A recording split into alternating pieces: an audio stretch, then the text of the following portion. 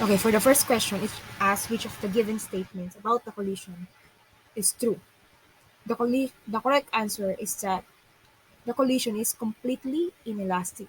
Why? Because perfectly inelastic collision occurs when the objects stick together after collision. It was stated here that the waste bin becomes lodged in front of the car. That is the correct answer. Next, it asks for the velocity of the car immediately after impact. So, it is given by this equation.